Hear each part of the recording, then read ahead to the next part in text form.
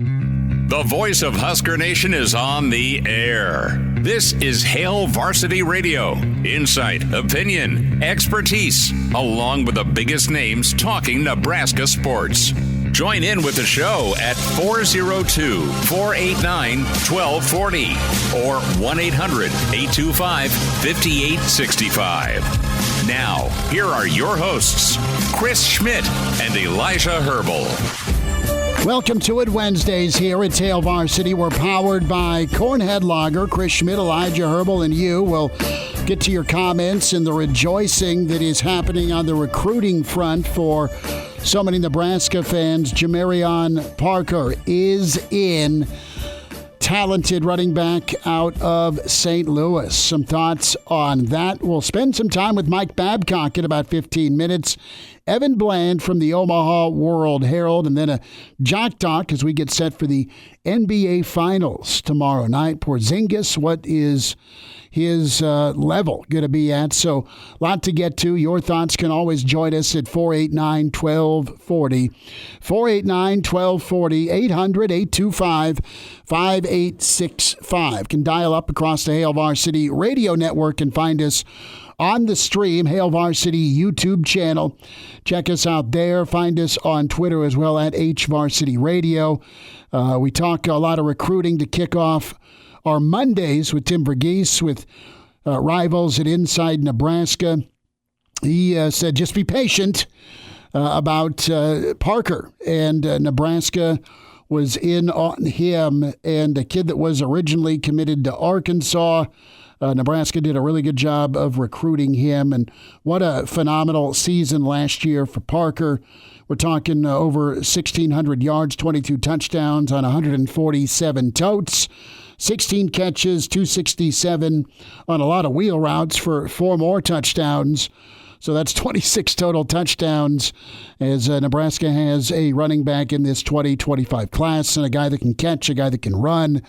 And Elijah, we were both huddling up when it comes to comps, right? You want to know, who does he remind you of at 6'1", 185? And a lot of zone read plays with his highlight films off the edge where he beats second level.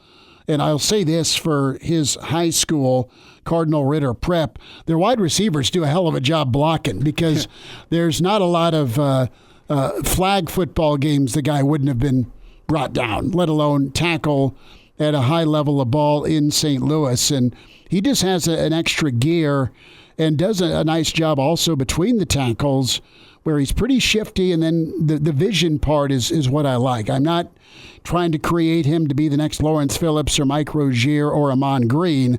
All that being said, though, I mean, this kid's a top 100 running back, a top 350 recruit in 2025, and the 4th best player in the state of Missouri. Good enough to get a committable offer to Bama, all right? South Carolina came in late on him. He was at Arkansas. Arkansas really early to offer him 12 Division I offers as a freshman in high school, and back at the Cardinal Ritter Prep program, Big Red get one of their backs for 2025. See what KG said in the stream here?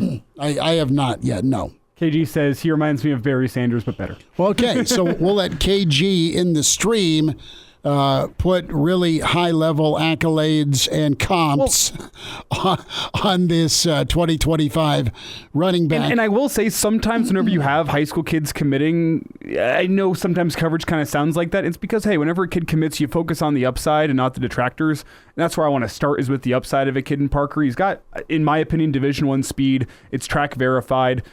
Speed that should translate to the Division I level. You see the one-cut ability throughout his highlight tape, and it should be noted, as we say with all guys, you're going up against future frat stars, business majors, broadcasting majors. That's what you're playing against at the high school level. And there's some instances, there's some high-level talent that gets mixed in, especially in states like Texas and Florida and California. Don't get me wrong. You're telling me that you think the guy who whiffed in the third highlight of his huddle film is going to be Eric Stratton? Damn glad to meet you, Rush Chairman. Most likely. You never know. That's the thing. It's like, what's the stat? 90. Look at you sobering the room up. What's the stat? 96% of high school athletes don't go on to a future in sports. It's a simple fact of the matter. that there is usually a wide talent gap. Have you played Road to Glory in NCAA football? Of course not. The last NCAA football game I had, Jamal Lord was my quarterback 22 years ago. Well, the thing was I have grown up. In Road to Glory mode, you'd play as a high school athlete his senior year, and the whole point was to go dominate your competition. That is what high-level Power 5 future Division I players should be doing at the high school level. They should be dominating, and it's no discredit to Jamarion. He has dominated at the high school level. So there are some things I'd like to see a little bit more of before I anoint him as the next Barry Sanders, or the comp I'm about to give, who's one of the top college athletes. We'll get there in just a second. But you see the speed, you see the one-cut ability. He's got enough make you miss. And you see it throughout his highlight tape. He's beating angles. Guys have the angle on him, and a little quick burst, he hits that top gear, and he's gone. Mm-hmm. And that's a credit to him. That is going to translate, I think, well to the college level. Some of the doubts I have. He doesn't have, at least from his high school highlight tape, he hasn't shown that he runs behind his pads, lowers the boom, and can go take on a Big Ten linebacker. How physical could he be between the tackles? We haven't necessarily seen the physicality. We've seen enough make you miss in top-end speed, but what's going to happen whenever you're toting the rock 15 to 20 times a game in the Big Ten and you have monsters that are hitting you every single play? We don't know just yet. And that's what the difference is between him and the comp I'm about to make. The comp I have for him in looking at the high school highlights, and I encourage you to look up this guy's high school highlights and compare him to Jamarion Parker. You see a lot of the same type of attributes in him. Donovan Edwards from Michigan. Love that guy. Him and Corum were a great 1-2 punch. My comp was, and you talked me out of it compared to Donovan Edwards, was Mo Washington. Just from a style standpoint where you get the edge and you just outrun everybody. And Mo did that at the college level when he was playing. And the one thing I'll say about Mo that I'm not sure I've necessarily seen in Jamarion is whenever Mo was running, Mo was a glider. Mo was one of those guys that had the long strides, didn't look like he was running very hard. He's outrunning everybody on the field. Haven't necessarily seen that from Parker, but I see the comp and the style of running. Mm-hmm. I see that, the way in which he runs the football. But why I say Donovan Edwards is because you look back at Donovan Edwards' high school highlights, he's kind of the same way, where he'd make that one cut in the hole, he'd get to the outside, he had good downfield blocking, he'd beat the angle on a couple guys, and boom, it's a touchdown. You do see a couple more times in the high school highlights, and it should be noted, Donovan Edwards was one of the top running backs in the country whenever he came out. He was a 5-star, everybody wanted him.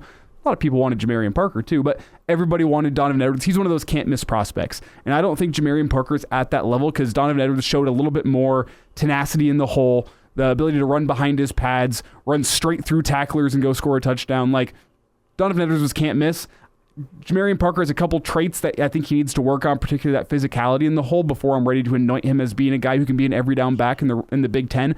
But if you go look at those two dudes' high school highlights, from measurables to how they play the game, how they run the football, you see a lot of similarities. So that's the comparison I have right now for Jamarion Parker is like, man, like I could see him through a couple years of development turning into a back sort of like Donovan Edwards if he could figure out some of that physicality in his game. And I'm no recruiting expert, but I think the similarities from their high school highlight tapes are hard to miss.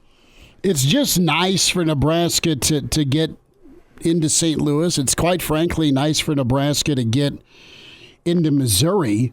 They were all in on Kawan Lacey. So when it comes to Nebraska adding a second running back for 2025, of course, you've got Connor Booth from Wahoo, who they love, explosive, athletic, different style of back. Lacey ended up flipping late before signing day to Missouri. So Nebraska able to get their guy out of St. Louis. Nebraska really locked in on Parker as one of the top targets in 2024. And one thing that Parker's talked about with some of the different recruiting sites, Nebraska's really been recruiting him the hardest, and he heard from Nebraska nonstop. And it's really all about Rule and his coaches doing a great job of that relationship building. And then you get to that next level. And, you know, he loves to run it. And when it comes to what the offense will be at Nebraska, you know that they are going to go after competent and capable quarterbacks. They're going to have skill guys. But when push comes to shove, Nebraska will need to and want to run the football in the fourth quarter. That's what Matt Rule is. It's going to be a physical football team.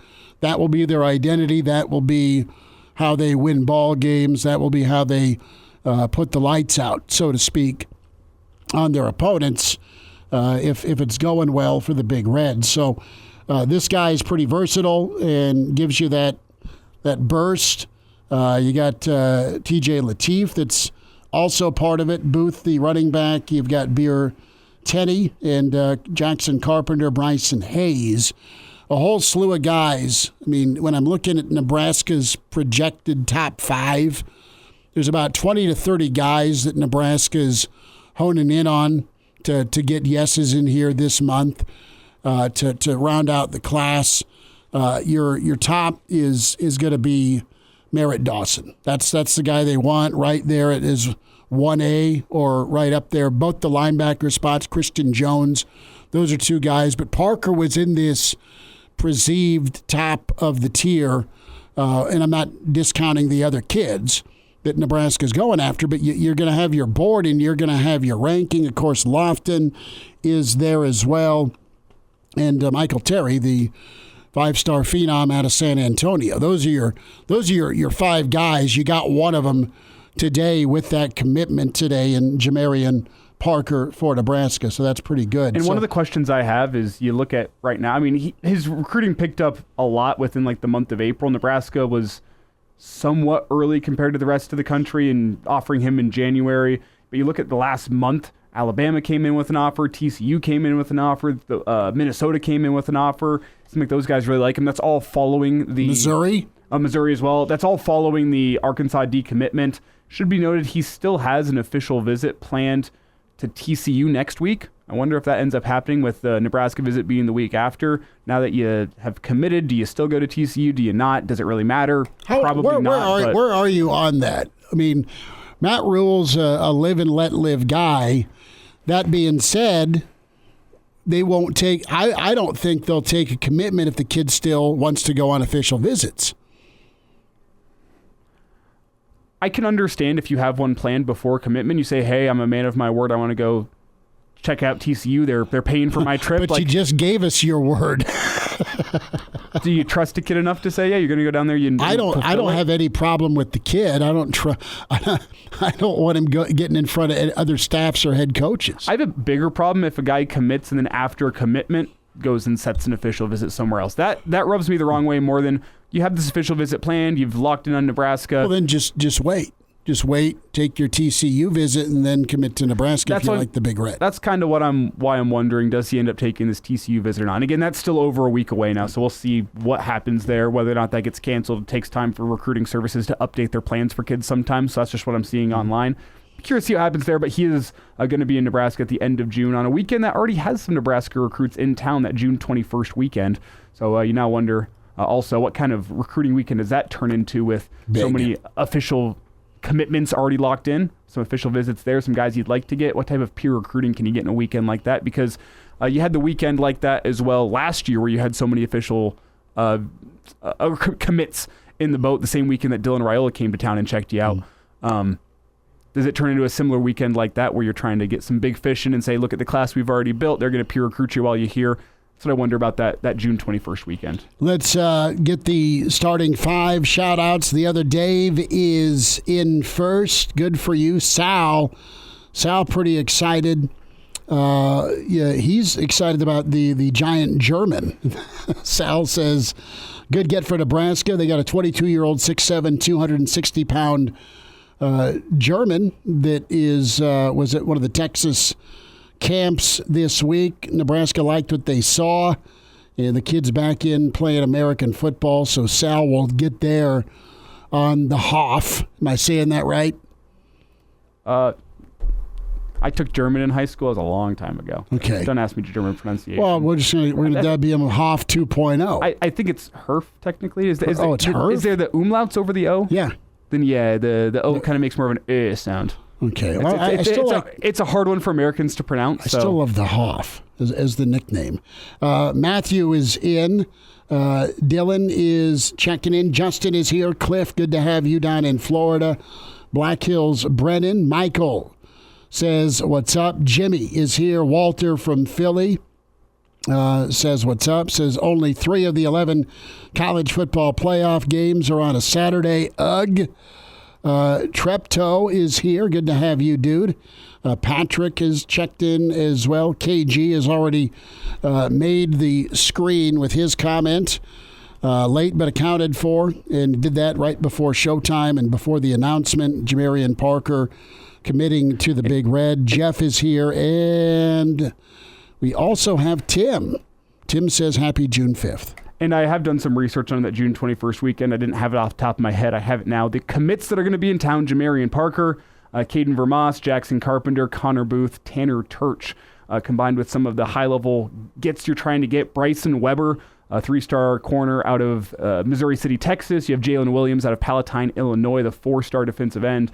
Michael Riles, the defensive lineman, also from down in Texas, a high 4-star. So those are some of the bigger fish you might be trying to catch on that June 21st weekend when you already have 5 of your 9 commitments in town. Nope, good stuff for Nebraska. A lot of the national recruiting analysts are also weighing in. And, the list continues to grow as far as those. I mean, the kid had a ton of offers, and good for Nebraska.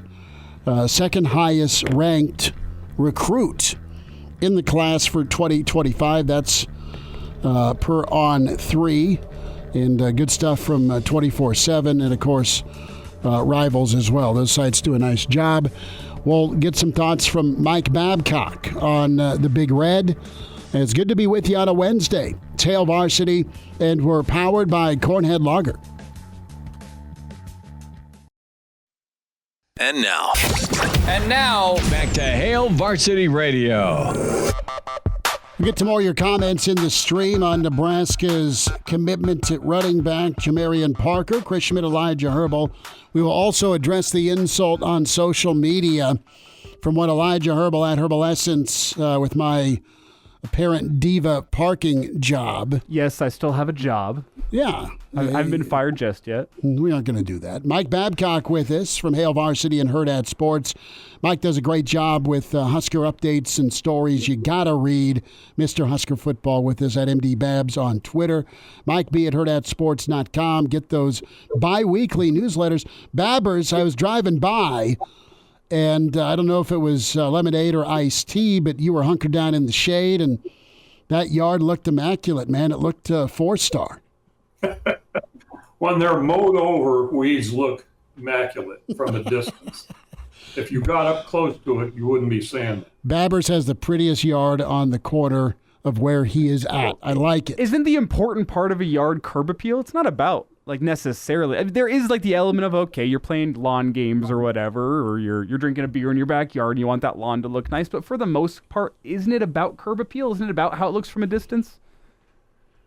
I guess that's what it is. Although people walk by and they're not from a distance, they see what it really is, and they can pass that along to Chris. The compliment stands. All right. Thank you. I appreciate that. The compliment stands. It's pretty good. That's why I mow it. I love it. Babbers, let's talk recruiting. And you've seen a lot of classes come and go. You've seen Nebraska prioritize different regions. I mean, Nebraska's had success nationally for a long time. And you carry the 6.5, 7 hours to St. Louis, depending on who's driving. But it's in that Midwest region, and it's a border state where Nebraska has some success today with Jamarion Parker. We like, the film, and we like Nebraska's going to go evaluate and go talk to kids who they like. Doesn't matter who the peer offers are, but the peer list is pretty good that Parker had. It looks like a pretty nice pickup. Nebraska's second running back for 2025. Yeah, as I say about spring football, it's kind of the same way with recruiting. I mean, you can look at guys and you can look at the rating and you can say, well, this is really, and it is exciting, but we have to wait until they get on the field when they're here. First of all, we got to make sure they get here, and it's more and more difficult in this day and age to seal up something until a guy is actually on campus. But when they get here and they get on the field, that's when we can really make the evaluation. But right now, it's one of those things where the players that you bring in can be as good as your imagination wants to put it, and I think that, in some cases, when you look at the recruits and the commitments that Nebraska is getting, imagination is supported by a resume, a high school resume that is worthy of what we're talking about. So do you have any comment on a comment that we got in from one of our friends here in the stream, KG? He says he is like Barry Sanders, but with better hands and more speed and stronger. Any thoughts on that, Mike? Barry Sanders was not highly recruited out of high school, correct? That's definitely, let's get on the field and see. Let's see these. Let's say this after he's on the field and he's played some games, because I just have the ultimate respect for Barry Sanders. What a great player. Well, and Anonymous also jumps in here. They're going to rename the Heisman after him. Okay. So not after Barry, but after Parker. But let's focus in on Missouri. Do you think that should be or can be an emphasis moving forward for Nebraska? I know St. Louis was a spot that Illinois really farmed well. I know that Ohio State picked their spots, and I think Zeke, Nebraska was in on him, and of course he killed it at Ohio State. But Missouri football's had a surge. They're a playoff projection this year after, a top 10 finish a season ago. I think of some of the great Missourians that have found their way to Lincoln, be it Wistrom or Rucker, Kenny Wilhite. That's my name. Kenny Wilhite's the guy from St. Louis. I'm sure you may have a couple others, but Steve Warren. Can't forget Steve Warren, great ball player. Dan Alexander, also out of Missouri. But the more Missouri kids, the better. It fits that close-to-home mentality for Nebraska in recruiting. Yeah, well, what's the 500-mile radius is what they always talk about. Puts that in that radius, I think. And I think it's anytime you can stay close to home in your recruiting and get guys like that, I think it's a positive. And I think it's a positive for the players themselves because, it's more – family has more of an opportunity to get here to see the games rather than having to watch them on television. I think that's important. But that was always one of the advantages, I thought, of being in the Big 12 was you had some exposure in Texas, and Nebraska had a tradition of recruiting in Texas.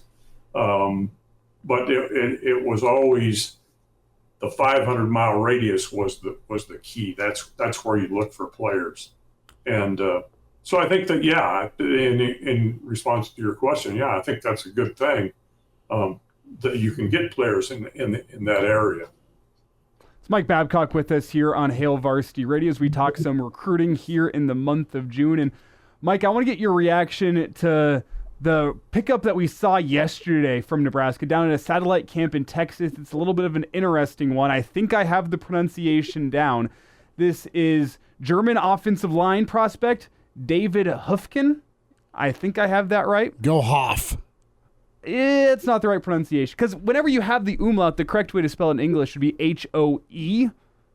Because it does create a slightly different sound, for a huff sound, hard to pronounce. Anyway, I'll move on from pronunciation. Huffing it. We've had 2 straight days of trying to figure out pronunciations. But it's interesting prospect. He's the guy that played defensive line and tight end over in Germany.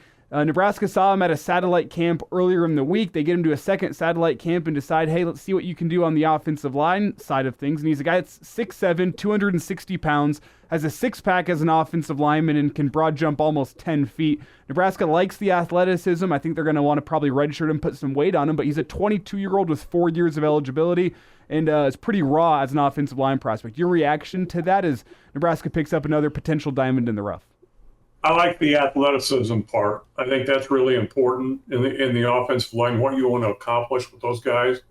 And, he has pretty good size, I guess, 6'7", and what'd you say, 265. Mm-hmm. And you're athletic. You've got the athleticism.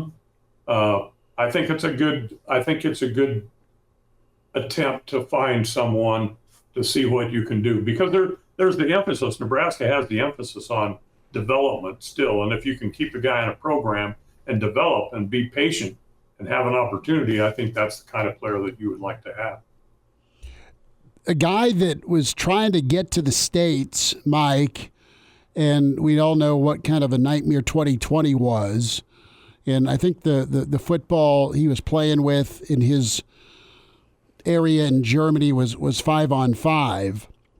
And then once things didn't materialize in 2020, he just kind of went to work part-time. And now he's back at it, is giving it another go. You like the perceived maturity because, I mean, he's 22 and there's a lot of programs for whatever reason, and I'm thinking more of the BYU or some of the folks that go on the LDS missions. Some of those, or even in instances of guys and going and playing in minor league baseball, there have been instances of kids coming and having a freshman year in their 20s or early 20s. So that added extra maturity, body maturity, and then you look at the frame. It's okay to let your mind and imagination wander here just a little bit.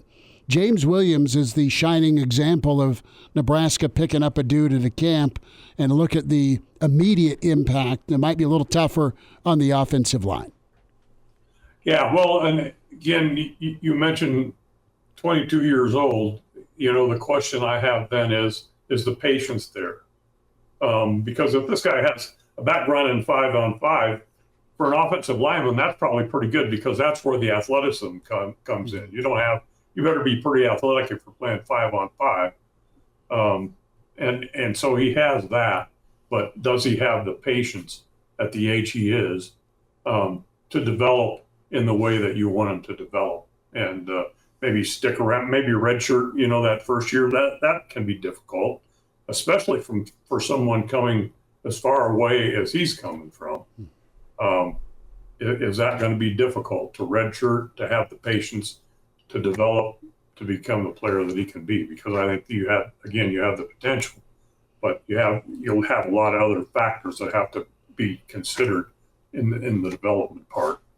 One thing I do love about his story, and I think that's a valid question, Mike, with a guy who's 22 years old and away from his family over in the States. But one thing I love about his story is he's been working part-time at a drugstore, just trying to pay the bills as he chases his football dream. And he got the opportunity yesterday. Nebraska offered him. He committed on the spot. For some reason, he strikes me as that kind of hardworking guy that's going to stick to the program, stick to the plan, understand it's going to take some time, because he's super raw as an offensive line prospect. He's never played it before.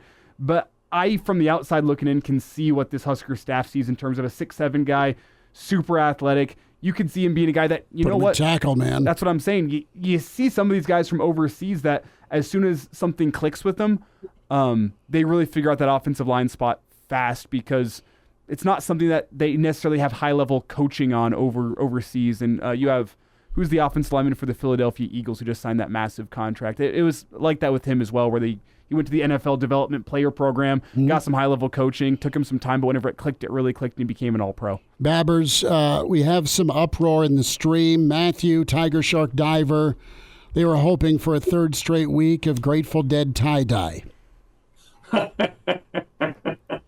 I apologize for that, but I didn't put one on today. I should have. I think I have another one that I wouldn't mind putting on. Maybe I'll do that next week. Next Wednesday. It's Grateful Dead tie-dye Wednesday with Babbers, and we'll talk some football. Mike, about 15 seconds. What's coming up from you with your biweekly email and column? I think the newest one is the 2000 Notre Dame game. Remember it well. Which I thought it was cool. The experience of being at Notre Dame, which I had never been there before. I thought that was a really cool place, and so I wrote about that game in 2000. That'll be awesome to read. Babbers, we'll talk next week. Thank you much. Thanks for having me, guys. Hail Varsity Radio is live. Now, back to Schmidty. Schmidty's a great guy, but he don't have a brain. And Elijah. You want me to speak? When I point you, yeah. On Hail Varsity Radio. Some more shout-outs in the stream. Vic in Denver's in. Vince is here. Moonbot, Ryan, Montana Husker fan. Also Matthew, right on. The Davis twins I think technically from Kansas City, Missouri, not Kansas, maybe Blue Springs, Kansas. I got to go back and check that. But, yeah, that region, Malik Collins, can't forget the magnificent Malik Collins, still in the NFL. But we're smiling if you're a Big Red fan with a second running back in this 2025 class. We'll get some more thoughts here in about 20 minutes from Evan Bland from the Omaha World Herald. David Höffken is... I think that's closest you've had it. Yeah. Höffken.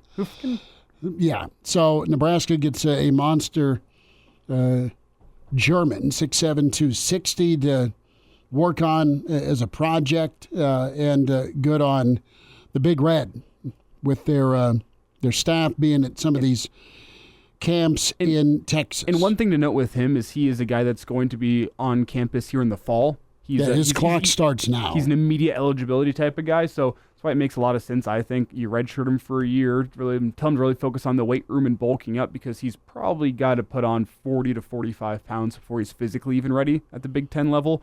To get out there and be a guy who is even at practice, I guess, getting reps that are worth it, if that makes sense. Because if you're that undersized at 260 pounds, you tend to get pushed around by guys like Nash Hutmacher and Ty Robinson and Cam Linhart. That's a tough weight to play at. So I think that's probably going to be priority number one. What's your ideal height at tackle?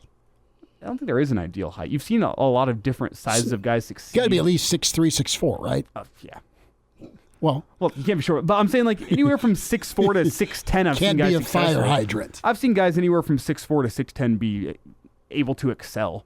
So I don't think there's one ideal height. It's just athleticism with that frame. Athleticism, and on the tackle side of things, really important to have those long arms. Sure. That's what I look for in pass rushers, because they have that dip with the long arm, and you need to be able to get into guys' chests whenever they try to do that. So the long arms is big, and he's got a massive wingspan. So KG says 5'8", 375. That's nose guard. The old tree stump. That's nose guard.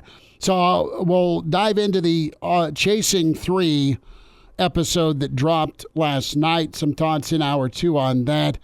But a bone to pick with you.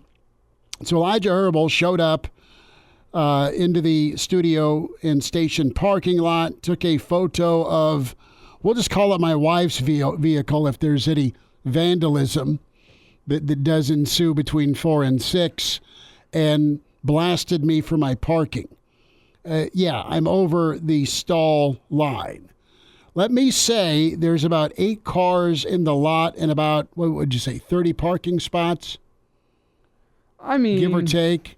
The one among the a little ones, warm. I was trying to find a little shade. I didn't parallel. Among the parking spots that are close to the door, there's maybe 6. Mm-hmm.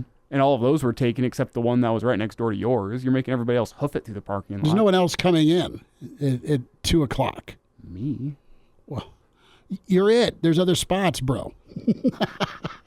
Schmidty's a great guy, but he don't know how to park. Thank you, Saint Nick. But thank you for that. It's one thing if it was a one-time thing, but it's not. Usually thing. I'm within the lines. Oh, congrats! You want a cookie? No, just wasn't. I'm parked next to Jill. Thank you, NASCAR Eric, Will Compton. Is it Boone Terre? Is that how you say his town name or his city? Donna, you're just trying to change this conversation here. No, I'm not. Most 3-year-olds know how to stay in between the lines, Schmidty. I've seen coloring books. Not my kids. There's a lot about the Schmidt family. You guys can't stay in between the lines. It's a family thing, I guess. It might be. It might be. Thing. No, it's okay. There's plenty of other spots. You're just ticked. It's 89 and a little humid. And where did you park? Did you have to park in the second row? I ended across the lot. It's not 7 inches of ice, and it's not an ice skating rink. I don't do that, Cliff. I don't do that in Wally World's parking lot. If I'm going to a restaurant or going to the grocery store. Oh, you just do it to the people that you work with every single day, the people that know you best. You never do it to a stranger, but to your coworkers? Sure. Walter's saying I must have went and gone DB with the parking school. DB can park however the hell he wants, okay? You haven't reached that level, Schmitty. No, nor will I. So I just looked at it and said, okay, Jill's parked here. Yeah. And there's another Jeep from another coworker in the area. Yeah. Too far to the south is reserved for handicap. Yep. So I just said, all right, I'm just going to park next to Jill. And there should be room. Is it that hard, though, to throw it in reverse briefly and straighten her out? No, I just said, you know what? If I'm a little over, well, there's not going to be so much traffic in this lovely parking lot. I mean, there's some monster potholes, brother. It can swallow your vehicle. I come in and work on Sundays, and you better believe I'm parked in between the lines whenever I'm literally the only person here. You are pulling up to the front of the building next to the flagpole, and you're probably just leaving it there. Hey, Saturday mornings, whenever I'm running behind and, we might not make it on 7:45, you better believe I'm parked in between the lines out there. Schmidty just thinks he's special. No, you won Sportscaster of the Year. Now you don't have to park in between the lines. Brother, that's been a long time ago. But apparently it's still in the forefront of your mind. Big time in us. I'm not parking like I'm a big time important deal. I just said I'm going to roll in here, and I'm trying to avoid. I've got a ding on the driver's side door. Excuses. I'm being real. I'm going to try and resell that thing at some point. Junior's got to go to school next year. So you're saying that parking outside the lines is going to make that ding go away? I'm going to say it's going to prevent somebody from parking next to me and adding a second ding. The ding's already there. Why does it matter if somebody else dings it? You're already going to need to take that I don't ding out want before you an sell additional it. ding. Okay. You already got to work on it anyway, though. We're not gonna. You could have gone second row if you don't want anyone to ding you. Well, if you go second row, you are dive bombed by the four birds that live between us and the trailer congregation across the fence. So then it is power wash, Cosmo Kramer style from Seinfeld to get that stuff off. I think Matthew nails it here. Elijah shaves back to the state trooper stash, and now we have a segment on parking. Rip Elijah's beard. Mm. I had to shave it for a wedding. Okay, sure. Back to football. You be the judge at Herbal Essence. Check out my parking job that Elijah called me out on. I'll put up a poll. Is Schmidty an a-hole, yes or no? Yeah, but with this parking job, let's specify, because it's going to be a landslide yes if you just leave it that way. If you just leave it that way. My wife, she'll make us park 7 hours away from a spot because she thinks she's driving something foreign of substance with her vehicle. Can I say, the way you said my wife there reminded me of something? This David Höffken guy kind of has some Borat vibes going on, like a real tall Borat. And that's not like just because of the accent, but like you look at him, I had to double take a little fast. Like watch an interview with him, listen to him, and tell me it doesn't give you slight Borat vibes. My wife. Well, terrible Borat voice. Yeah, you do. I need to practice in the shower a little more. Hail Varsity Radio here to cross lines. NASCAR Eric. Oh, wow. Shadur Schmidt. Doug Thomas off the top rope. I love it. Steel chair in each hand. Well, we'll just hold the watch up now. We'll just do that. We'll just hold the watch up. Hour 2 coming up. We'll wind down this first hour. Continue piling on my parking job. It's Hail Varsity, powered by Cornhead Lager. And now, back to Hail Varsity Radio. One final time this hour, Evan Bland, 10 minutes away from the Omaha World Herald. Jamarion Parker in. That kicked off our first hour. Spotify, iTunes, Google Play. Get the podcast, all of the show or the segments you want to hear. Get the video portion from Hail Varsity YouTube. Like and subscribe to both. Give us some feedback, good, bad, or ugly. We'll take the reviews on my parking, on the show, on my alleged NIL deal from 2012 with dear friend Rick from Sauter Heyman. On the watch, I had to go. Someone called me Shadur Schmidt. I had to. That's so funny. I had to go with the watch. And thank you to Jeff, not only for the follow on Twitter at Schmidt_radio at Herbal Essence, but this is my whole point, Elijah, is there's a few station vehicles in the lot, handful of employees. I mean, I'm not parking diagonally and taking up 3 stalls. Maybe I'm bleeding over into 2. And Jeff nailed it. The pick he looked at says, look, the parking's not that bad if there's only 8 cars there. Former coworker Chris Goforth piled in. Our dear friend Will, that's been a radio buddy of ours for a long time, Will Bauer, piled in. JP from local station 96 Kicks also put a funny GIF up there of me, and I just had to respond with, of course, Ace Ventura, like a glove.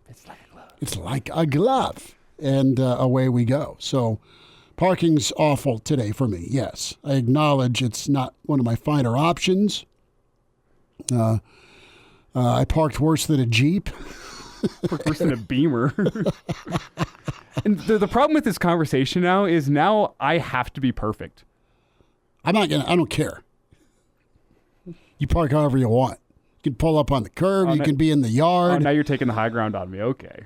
I'm serious. Now I'm the a-hole. Oh, I didn't start it. Thank God for blacking out the license plate. You're welcome. Hey, I know there's some crazies out there. Dude, I just bought tires, and I'm still pissed about doing that. I'm a magnet for nails. It's turned into auto talk today as the last 15 minutes. Welcome to Car Talk with Schmidt and Elijah Herbel. Yeah. That might be copyrighted, actually. It is. Noons on Sunday. Well, I'll be paying that one. You're good. You're good. But the news of the day is recruiting. Big recruiting weekend. We'll spend some time with Evan Bland here, as mentioned, and kind of get his feel on Nebraska's board. And when you're slotting your class and you're looking to go get 12, 13, 14 more kids to round out 2025 by the end of June. And there's progressions. The final weekend before you get to July, we're talking that June 21st, those 3-tier weekends where you're going to have kids come in and you hope to be the last laugh.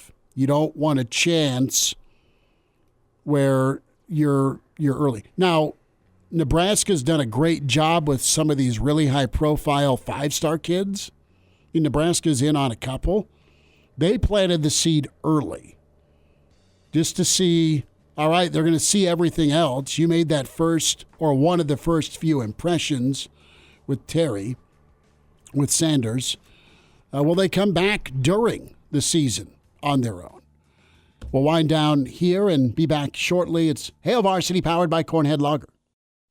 The voice of Husker Nation is on the air. This is Hail Varsity Radio. Insight, opinion, expertise, along with the biggest names talking Nebraska sports. Join in with the show at 402-489-1240 or 1-800-825-5865. Now, here are your hosts, Chris Schmidt and Elijah Herbel.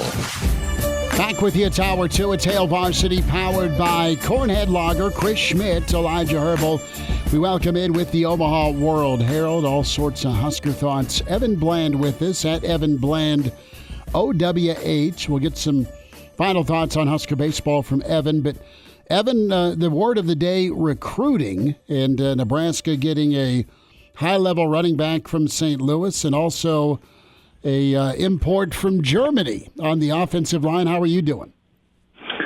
Doing all right. Yeah, I think this is going to be the new normal here in Huskerland, where you kind of plant the seeds earlier, and this is harvest time in recruiting. So it's going to be fun to see how much they pull this month. Last year it was 12 in the month of June, so we'll see how this month stacks up, but I think it's going to be a busy one. See, whenever you said that this might be a new norm, German 6'7" uber athletic offensive lineman. Okay, that could be new.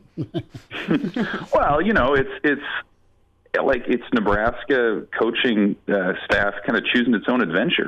They're not afraid to trust their own evaluations and how much they lean on physical measurables and how much stock they put in their camps, both the ones that they hold in Lincoln and when they go out to some of these satellite camps. I mean, the story with Höffken, I think I'm saying that right, or Höffken maybe, he stood out. He was a 22-year-old kid who hadn't played a lot of football, and they liked what he was showing on the field. They liked his size. And it's one of those deals where they offer, and he commits right on the spot, and we'll see how it turns out. But say this for Nebraska's coaching staff, they have faith and confidence in how they evaluate, and bringing him in is quite the story. It'll be fun to see how he develops. Yeah, you love that maturity with Höffken, Evan, and just the size, the measurables, and then you're probably looking to project to put some weight on. But you've got that 6'7" frame, you've got that wingspan, you've got the athleticism to boot. I mean, if you're Coach Donnie, you're probably smiling here with this clay you can mold. Yeah, you'd think, and it's something that Matt Rule has said oftentimes, which is you can never have enough offensive linemen, you can never have enough defensive linemen, and when a guy comes along who you think can make a difference, you jump on it. You figure out the numbers and everything else later, but you get that guy, that kind of talent in your room. And, like you mentioned, 6'7", maybe he adds a little bit of weight. He sounds like he's coachable, and obviously what he's done has turned heads at that camp. But what an interesting prospect where you're not talking about an 18-year-old who has 4 years to develop behind the scenes. You're talking about a guy who in most cases would be out of college by now, who still has that full eligibility clock. It's kind of the best of both worlds for him. If he were to come in and contribute early, that's great. And if he doesn't, and it takes a couple years, maybe Nebraska has a difference making tackle down the road in a couple of seasons. So, again, you never know where you're going to find prospects. Sometimes they come in all shapes and sizes from all sorts of different backgrounds. And, again, I think the thing that stands out is Nebraska is not intimidated by a lack of stars. They're not afraid to be the first major program to offer a prospect like this. They have a lot of confidence in what they do, and they already have some success stories, obviously, in their past, and it'll be fascinating to see where this one fits in. What I think is really interesting here, and last thought on Höffken before we get to Jamarion Parker, is it seemed by a lot of counts he was committed to UMass as a defensive lineman. He came over even before committing to UMass back in 2020 as a defensive lineman. In his bio, it was defensive lineman tight end. It seems that Nebraska, though some other people discussed it, were the first ones to seriously consider him as an offensive lineman, which I think is kind of interesting there, and it kind of underscores Matt Rule's diamond in the rough, wanting to see development. That Nebraska, they saw him at a satellite camp earlier this week. They saw him at another one, like, hey, this time let's try out an offensive lineman. They liked what they saw. I think it kind of underscores Matt Rule and this coaching staff style, is they kind of see some things in guys that maybe other people don't see.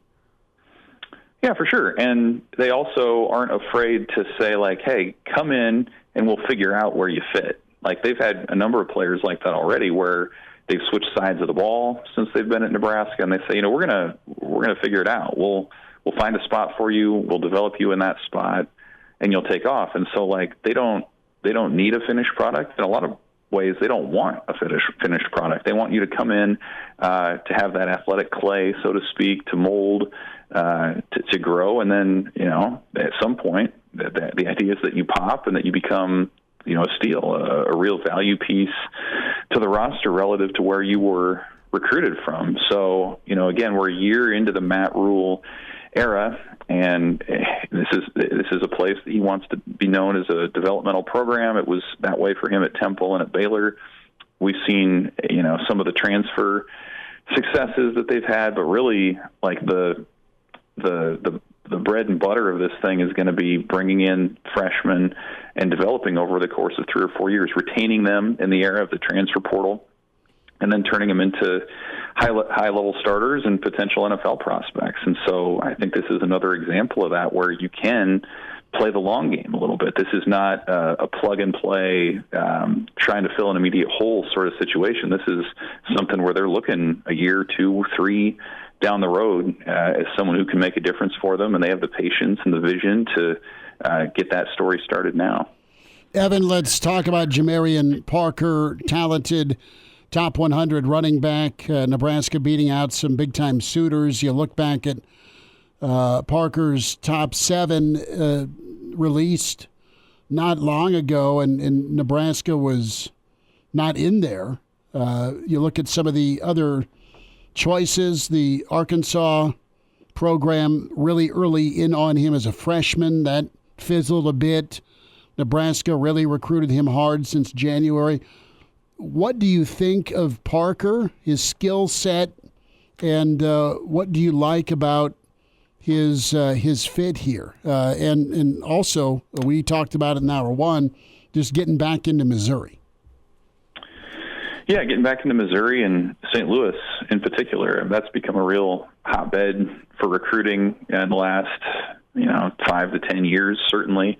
And it's a place Nebraska hasn't been in a lot recently. You got to go back to Trey Bryant, back in the day, almost a decade ago, who came to Nebraska. So, I mean, just getting your foot in the door there is important, especially at a place like Cardinal Ritter, where Parker's from. That's always a good place to have a connection and to have a somebody in your corner who can kind of vouch for you as a program. So that's a good place to start. And then, Parker in his own right is a talented prospect, kind of a home run hitter. Like, you look at his numbers, he's a guy who can make something out of nothing.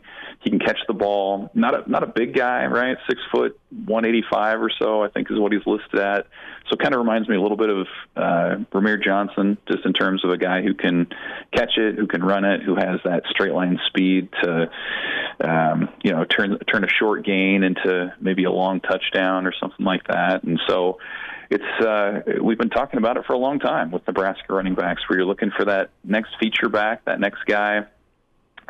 When Nebraska used to have a whole line of them, it's been a few years since they've had a guy who can dominate touches and roll up yards pretty quickly in the backfield. Maybe Parker's that guy. He has the pedigree to be that. And again, like you said, I think it's just an added bonus that he comes from St. Louis, and now, you look at future prospects from that area, they can follow his career, and, maybe that's something that jumpstarts that region for Nebraska into the future. Do you see any comparisons between Parker and any former Husker running backs? The comparison I made in hour one, it's lofty. I think if you compare the two high school tapes, it's not a former Husker, but I look at Donovan Edwards at Michigan. If you look at those two high school highlights, they look sort of similar. Donovan Edwards did a better job running behind his pads. There's a reason he's a 5-star and can't miss prospect back in, I think, 2021. But do you see any former Husker running back type running in Jamarion Parker? Well, I kind of thought like Ramir Johnson as a current guy, just in terms of the speed, reminds me a little bit of that. I don't know. I'd have to think about that a little further back. Like, I just think you need a guy who can beat you in a lot of different ways. Like, you hear how many times from Matt Rule that what they're looking for offensively is somebody who is a positionless player. So somebody who can run between the tackles in this case, who can spread out wide, who can catch a screen, who can take a short pass and make something out of it. And I think he checks those boxes, certainly.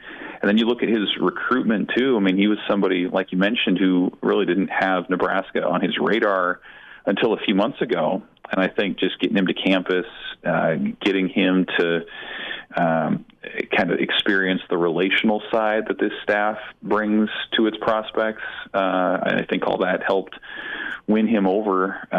But, again, I think when you look at maybe what he could bring, to me, it's the all-around aspect that's intriguing, where there's not maybe just one thing that he's really good at. I think he can contribute all over the place. And so, again, maybe you go back to a guy like Trey Bryant who could catch the ball and was good between the tackles until he got hurt back in 2016, early 2017. Maybe that's just in terms of style of play, a comp. But we'll see how it goes. I know he sat out a year because his, I think it was a friend or a brother who died in a gun violence issue, and so maybe he doesn't have as much experience or tread on the tires as well at running back. So an interesting prospect and the kind of guy Nebraska is looking to land with some regularity under this new coaching staff. Evan Bland with us, Recruiting Wednesday. It's Hail Varsity Radio at Evan Bland, OWH.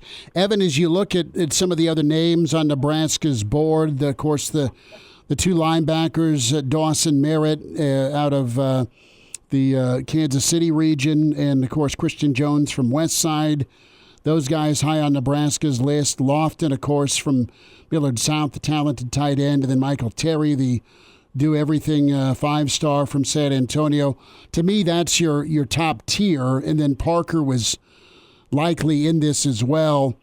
But are there a couple of other names that you're following or you think Nebraska's in good position with? Well, I mean, some of your in-state guys certainly are getting close to the range where they're going to have to make a decision. A guy like Ryman Ziebert, the tight end from Platteview, and a number of there are a number of in-state guys who have decisions to make this summer who are going on visits, whether to Nebraska or other places, and you're going to make decisions. So, I don't know. To me, I kind of like to, especially this time of year, look at, sort of zoom out and look at just the process that Nebraska is going through, where they've had guys on official visits now for months. They're going to have guys at camps here as they just have down in Houston, but they're going to in Lincoln in the coming weeks as well. This is the time of year when, again, you sort of reap what you sow, and Nebraska has worked ahead on a lot of these guys as much as they can for a staff that's entering its second year.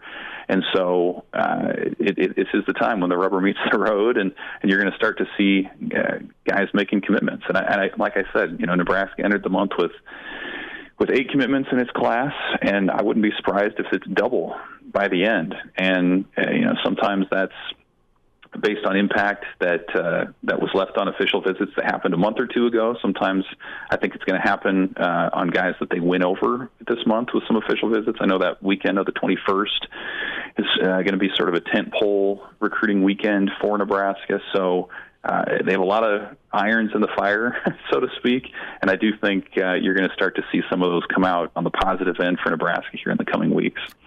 Evan, before we get you out, let's go to baseball in the Stillwater Regional. What lessons do you think that Will Bolt and the staff learned in terms of what retooling needs to happen moving forward for Nebraska to be a serious postseason threat? Well, I think you saw the standard in Florida and what they have, and that's a team that's been to Omaha and the College World Series with regularity in the last 15 years. And so this, by Florida standards, this was not a great edition of their program where they barely finished above 500. They're middle of the pack in the SEC, but everybody in that lineup can hit for power. Every pitcher, it seemed like, had low to mid 90s velocity and a high recruiting pedigree. And to Nebraska's credit, they've made the most of what they have in terms of recruiting, in terms of facilities, where they are geographically. But I think it was just a reminder that, man, to get back to where Nebraska wants to be, into the Supers and to the College World Series, you have to have a certain depth of talent and quality of talent that's really hard to maintain. And so this is the time when you do that. This is when you go out and acquire it. I do think they're developing it from a pitching standpoint. The numbers bore that out this year. And they have a number of arms in the system and arms that are coming that I think can contribute into the future too.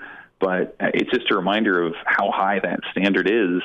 And I think this is a time when, Nebraska is going to have to continue to invest financially in terms of time and sort of doggedness on the road in talent acquisition. Because if you don't, I think we saw it in the third game against Florida, talent's going to win out. You can strategize and compete at a high level, but at some point you got to have the dudes. And Nebraska's had some dudes, but I think Florida's had more, and that's going to be something that they're going to have to take into the offseason and remember. Evan, good chat today, man. We love catching up with you. We'll run you down again. Thanks for a few minutes with us. Hey, thanks, guys. See ya. All right, there he is, Evan Bland, Omaha World Herald at Evan Bland, OWH on Twitter. Open phones here till about 5:40 or so. Want to jump in, react to a couple of Nebraska's gets today, 489-1240. We'll have more thoughts from you in the stream, Hail Varsity YouTube. And what'd you think of the Chasing 3 episode? And now, back to Hail Varsity Radio. Back with you, it's Hail Varsity, powered by Cornhead Lager. Schmidt and Elijah Herbel. We'll dive into some of that Chasing 3, more of your comments. Now, KG was on one a little bit ago in the stream with his comments about having a 22-year-old teammate. Beer for the freshman. I've got a buyer. It's probably going to be a weird adjustment for him because, like in Germany, you can buy beer. It's like 16, isn't it? I don't know. Is it 16 or 18? I think isn't it 16 for beer and 18 for liquor? I think that's the rule in Germany. Yeah, Europe's pretty lax with their drinking age. I said shout out to Europe. Yeah, shout out Europe. Shout out to Europe. It's the best time whenever. So my aunt and uncle, I've told you this story. I think I've told it in the air before. My aunt and uncle, they worked for the U.S. Embassy overseas. And after my senior year, it's been a while since I'd seen them, they flew me out. Is the best part is on these international flights. I'm like, yeah, I'll take Jack Daniels and a beer and whatever. Did you order a Jack and Sprite on your way over to? No, that was before Africa? Those days. That was before those days. Okay. I didn't know how much that drink suited me back then. Had a couple probably Busch Lights Bud Lights. Okay. Yeah. So Matthew asked, best running back in the Frost era. Ozigbo, absolutely. Ziggy was great. Doug says Mo Washington. But running back was featured last night in the Chasing 3 episode. And KG wants a narrator for the On 3 episodes, or I should say the Chasing 3, forgive me. And I think it was well done. Watched it last night, and I liked the feature because it's 2 different stories of perseverance. And it also had not only some of Rule's press conference clips, but also just the behind the scenes or during spring ball where he's talking about coaching him up, and when you're critiqued or corrected, or maybe it's a harsh correction, when coaches get on you, that's love. If we didn't care, we wouldn't holler, right? And you've heard coaches say that before. Parents have said it. It's a good old standard to go to and use, quite honestly. But I love Ramir's story and Thomas Fidone. I mean, we all know what kind of recruiting win he was. We know Fidone's story with just the 2 ACLs, which has just got to be devastating to deal with and then overcome. So you've got a mentally tough dude at a spot that can dominate a football game. If you have a tight end that you can't cover and you want to keep moving the chains, you've got the right guy to pull the trigger at quarterback, good things can happen. And you love Fidone's attitude. And he has that chip on his shoulder. I mean, he's not satisfied. He's not happy. I mean, he wants to realize his potential. He wants to play on Sundays, and that path has taken quite a hit. The other tight end that was in his recruiting class went, 10th overall, 11th overall. So he has that type of talent if he can stay healthy, and that's what he's out to prove. And above all, he and Ramir both want to win ball games. They've been in the program for a while. With Ramir, he is going to be pretty vital to the offense. I think he might be your pace car for that running back room. We like Emmett Johnson a lot as well. But Ramir's a guy that came back for his 6th season, Elijah. Ramir's a bit undersized, but that he might be the toughest runner between the tackles Nebraska's had. We've seen that. And he'll absolutely have a role catching the football. He's physical and needs to stay healthy. And he can run it physically despite his size. And I'm not knocking the guy. But he can also catch it, and you saw that against Michigan. Going all the way back to 2021, and then he went milk carton for a year. He got jerked around potentially, in my humble opinion, by the previous staff after he showed some real promise in that 2021 season.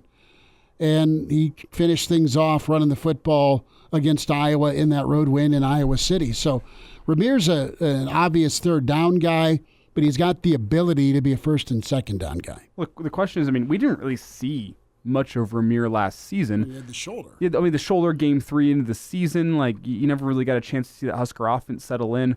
You wonder, under the new strength and conditioning that's been brought in under Matt Rule, they talked about it last night in the new episode of Chasing 3, hey, after this injury, we feel that Ramir is bigger, faster, and stronger.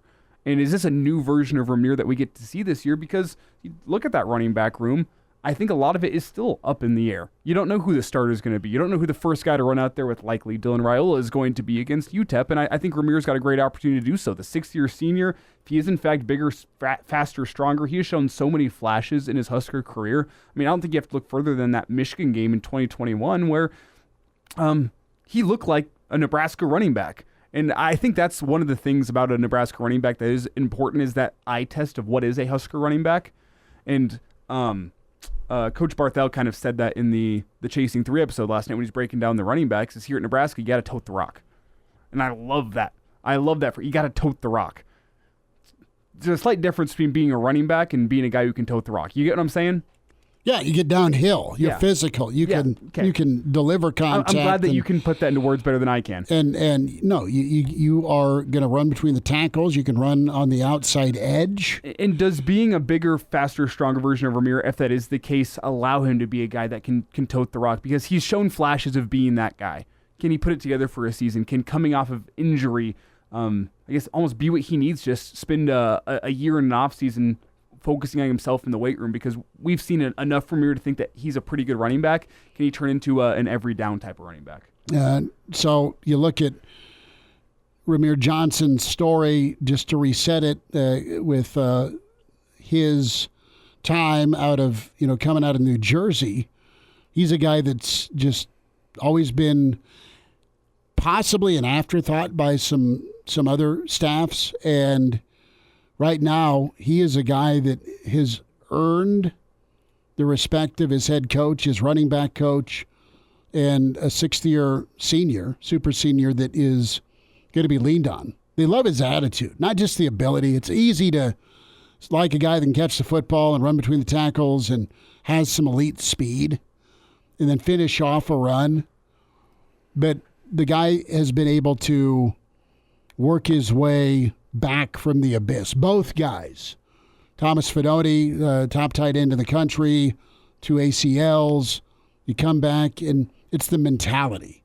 And I think that's why they're featured in this first episode that dropped last night in Chasing 3. They're featured because they kind of are your poster children of what this program needs to be. No matter what happens, you just keep on throwing punches. That's cliched, but that's what the message was last night. Two guys that could have felt sorry for themselves and have done anything but. And it's going to be needed with this offense where you can go to the tight end on 3rd and 8 or 3rd and 4 when you're trying to grind out yards in the fourth quarter, or set the tone physically with your run game to set up play action for your quarterback. All those things are super important, but it's their mentality that will permeate, be that example, and then that's when you get a Jamarion Parker coming in. He sees a Ramir Johnson. Oh, I got to be like that guy. I got to have it between the ears, just not physically, for all 3 downs. That there, like I said, there's a couple of pace cars that have plenty of upside. They've had the 4 stars next to their name, but they're wanting to do it on the field because they've been through some ups and downs. And one note I want to make on Thomas Fidone here, and it's not a discredit to him, but it's more kind of, I think, underscoring the hard journey he's had. Is like he's come back from injury. I'm not sure if you've seen this. Thomas Fidone, like trying to find some things to do through his rehab whenever he has to be away from the team and do something. He has a mini career as a tattoo artist. Have you seen this? That he during this time taught himself how to tattoo. Apparently, always liked art. Got a lot of tattoos himself and kind of picked up some lessons, and he does some freelance tattooing on the side. But like, think about a Thomas Fidone that instead of spending an offseason rehabbing, he's spending an offseason working on himself. Instead of spending an offseason getting better at his craft versus getting healthy. Being able to commit himself to the gym as opposed to being like, all right, I've made it through my rehab for the day. I can't go do anything else at the gym without the watchful eye of the rehab staff here. Like, I'm going to do some tattooing. Again, no discredit to him. He's done some great tattoos. First off, I gave him a follow on Instagram. Would you get because he's got a couple of them, the back of his calf? Wouldn't that hurt? Wouldn't that hurt? Isn't that more of a tender area? I don't know. I'm asking. I don't know. I know tatted. shin is a bad area. Yeah. Shin's a bad area. Bottom of the foot, I've heard, is really bad. Like the rib cage, the side of your... Yeah, I've heard that hurts. Mm-hmm. Haven't had a chance to run into our friend Mike Tyson about the face thing. Can't feel good. No? I assume. Well, I mean, maybe Mike Tyson getting punched in the face so much, maybe he's built up some kind of, like, I don't know what you call it, conditioning in the face area so it hurts less. I don't know. Callus? I guess. Yeah, that's one word to use. Because, like, there's, like, fighters out there, especially, like, the kickboxers and UFC fighters of the world, they condition their shins so it hurts less. Anyway, back to my point. Ryan says the armpit hurts. that doesn't surprise me. It's a pretty sensitive area. I think any area that's ticklish, you don't want to stick a needle into.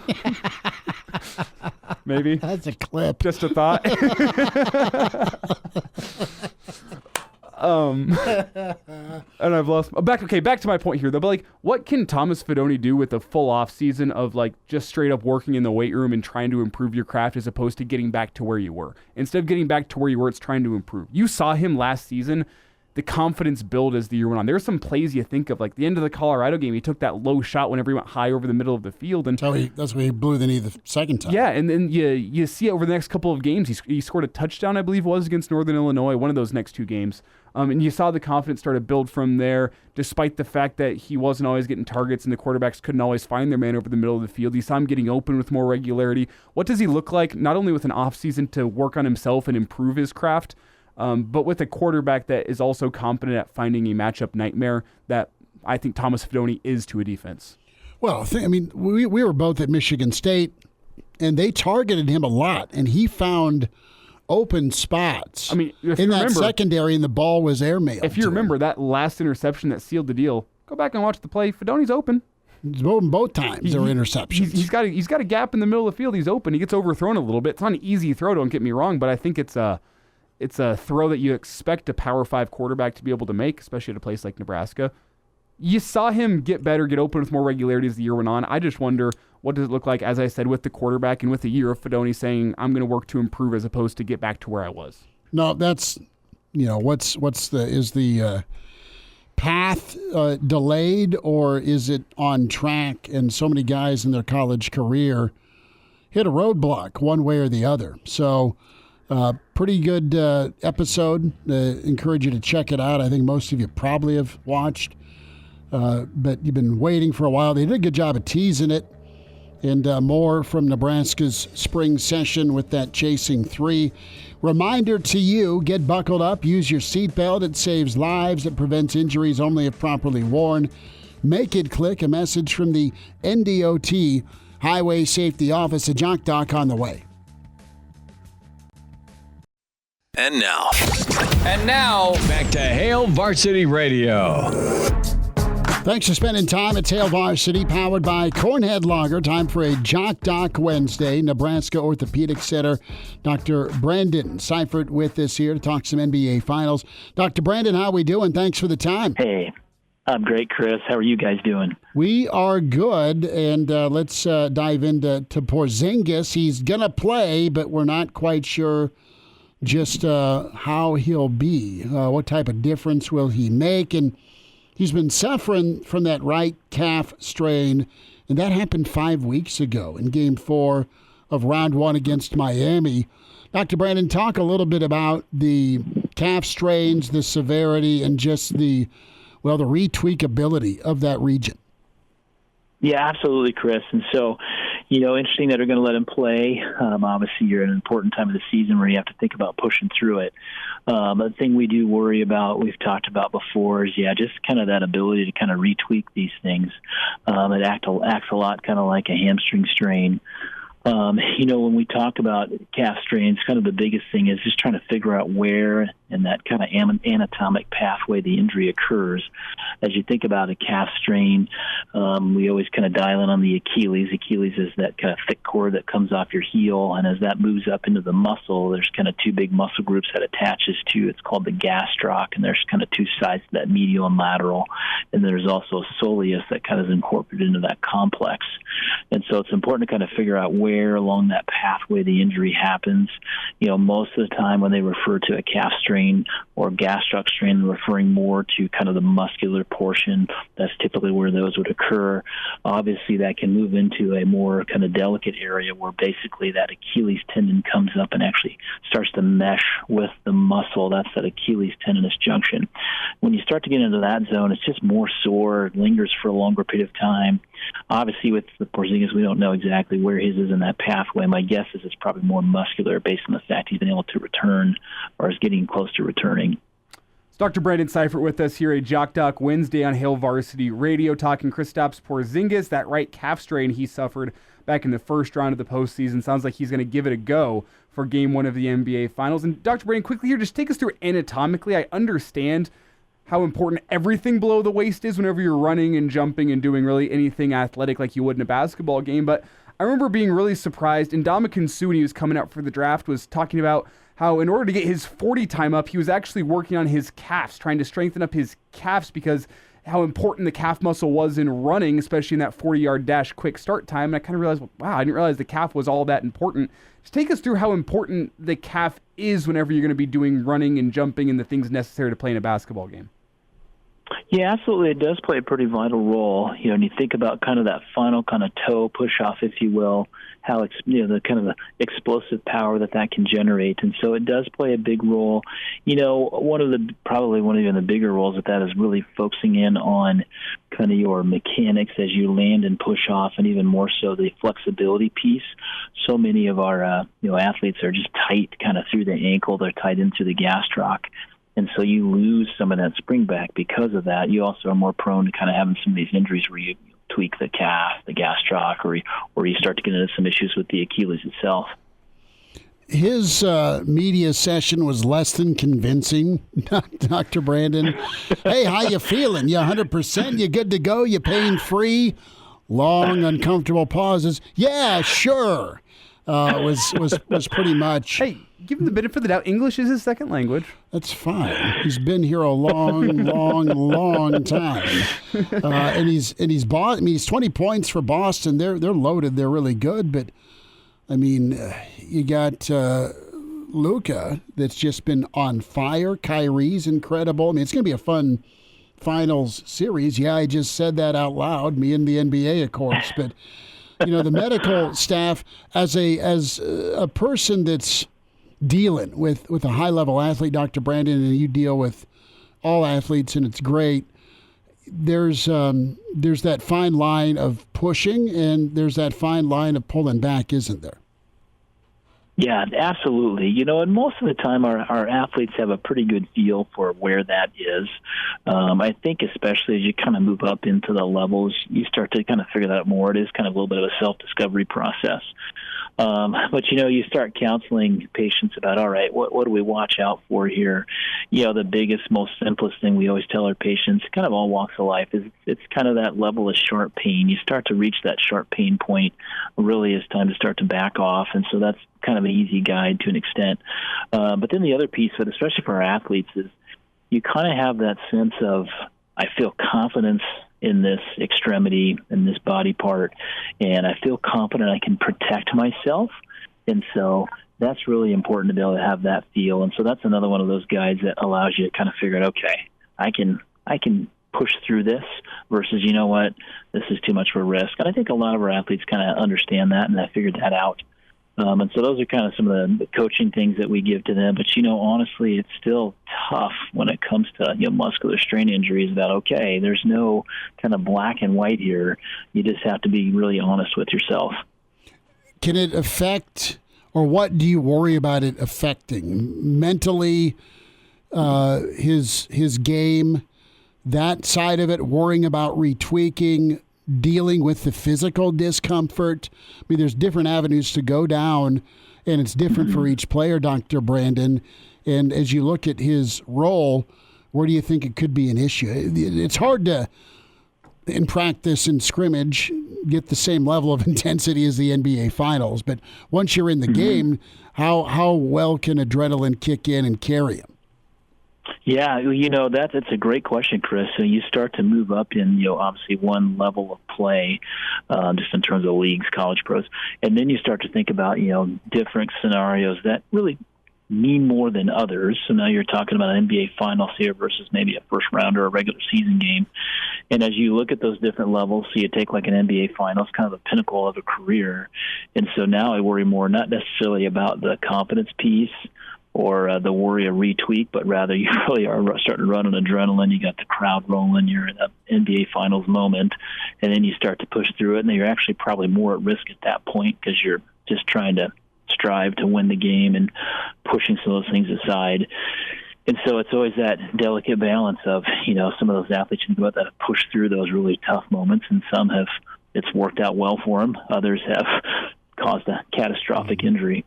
Last thought here, Dr. Brandon, about 60 seconds left. If he is pushing through in the finals, He's going to play. Is there any pain management that he can go through, whether it be injections or anything that could make this easier and just say, you know what, I want to recover after the finals?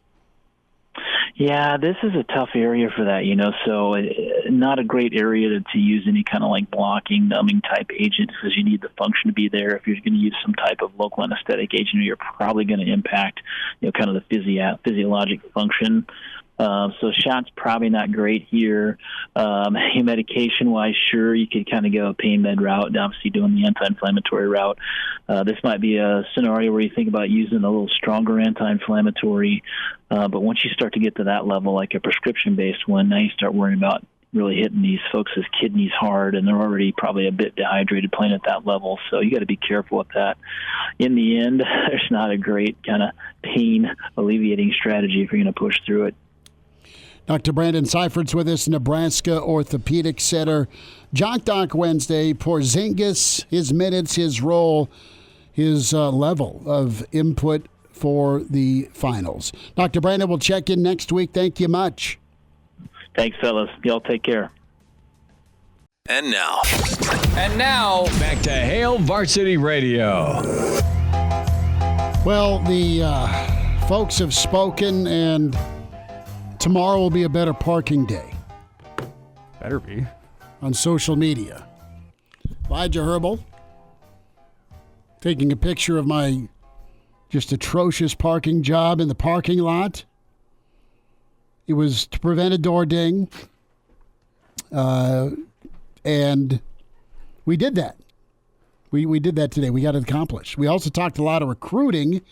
Miss any part of the show, Spotify, iTunes, Google Play, like and subscribe to Hail Varsity Radio. I'm pretty sure Hail Varsity YouTube channel. I'm pretty sure I heard our friend Ryan laughing over in the other studio. I did too. Because we all saw the park job. Yeah, it was not great. But it's fine. Everyone knows it. It's fine. I mean, I've seen worse, to be fair. Sure. I've seen better. I've seen worse. You live and you learn, you get better. You're just ticked you had to park in the second row. It's all about competition, Schmidty. It's love, It's love. I want you to be better. You're going Matt Rule on me. It's love. Are you going to see Robert Plant and Allison Krauss tonight? No. I believe roommates and I are going to see Mad Max. You're picking Mad Max. It'll be in the theater tomorrow night over rock icon Robert Plant. I'm not going either. I've been listening to a lot of Zeppelin this week, if that makes you feel better. I listened to Over the Hills and Far Away on my way in. Good work. Great song. Love the song. Yeah. Problem with that concert being... On Houses of the Holy. Problem with that concert being it starts at 7. Yeah, that'd have been a little tough pull. Yeah, I tend to get out of here closer to 7:30, 7:45. So do you want to be that guy showing up late for Robert Plant? No, that's just disrespectful to a legend. Well, and let's be honest, when's the last time a rock show started at 7? That's a great point. Iowa Russ checks in from Maui. Maui. Screw you too, dude. He is streaming in Maui. So there we have it. Good work. Iowa Russ, poolside. We will probe Iowa Russ on how he played and how much golf he played at some point. But check out the podcast for sure. Tell a friend about the show. We'll send big thanks to Mike Babcock from Hail Varsity and Hurrdat Sports. Evan Bland with us and Dr. Brandon Seifert from Nebraska Orthopedic Center. Tomorrow, Brandon Vogel will be with us from Counter Reed. We'll say hi to Coach Gary Barnett. And then Danny Burke back with us. Burke's Best Bets to get you set for some totals, some insight, some in-game, some theories on the NBA Finals. Away we go. And, hey, we're just baby steps into June and a lot more happening on the recruiting front for Nebraska. This weekend, Dawson Merritt is on his way down to Alabama. That is a tight race. Chase Lofton, of course, has some other looks. And then Christian Jones. Nebraska will get the last chance to close on him in June. The offensive at SC and OU. Offensive lineman from Bishop Gorman. I know they have 3 down there that are all 4-star recruits. Like, which one is it in town this weekend? I'm sure you have it somewhere in your notes. Oh, it's a name that's probably very hard to pronounce. It's easier. It's the easier name. It's the 5-star offensive lineman. Let's see. And Douglas Utu. Yeah. There it is. Yeah, thank you. Tiger Shark Diver for the win. So, yeah, Douglas Utu is the dude. And we'll see if more Bishop Gorman follow. Good connection there with Coach Donnie. We'll see you tomorrow. Thanks for tuning in to Hail Varsity, powered by Cornhead Lager.